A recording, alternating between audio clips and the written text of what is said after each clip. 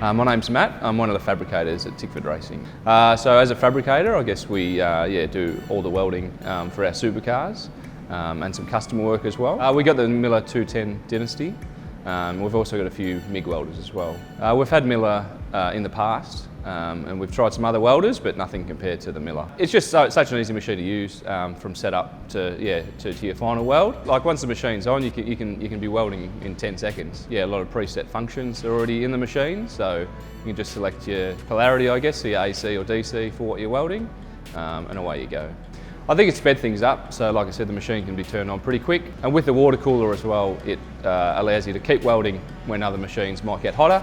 This machine you're able to use for extended periods. The parts we make have to be strong to provide strength, I guess, for impacts, either a crash or like wheel rubbing. As you've seen this year, there's a lot of wheel-to-wheel contact, so having a strong part is critical to keeping the cars on track.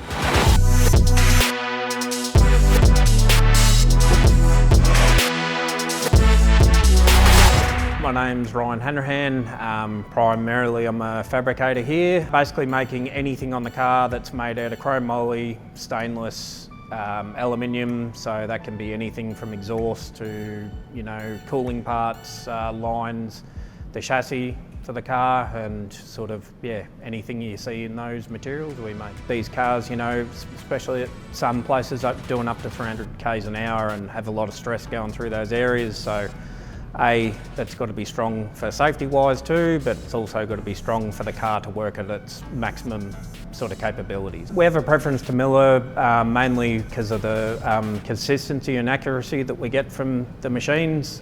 We've actually been using them since 2007, before Miller were even a partner of ours. We're that familiar with the machines and we know that the capabilities of them and what they can achieve for us. In motor racing, you want to keep things consistent, and the accuracy, as I said, the accuracy and the consistency that we get from that machine and being familiar with it is, hands down the best. The results basically is, speak for themselves, not to blow our own trumpet, but in here I don't think we've ever had any failures in any suspension parts or any sort of parts really, so I can only put that down to obviously the skilled people we have here, but also the welders that we use.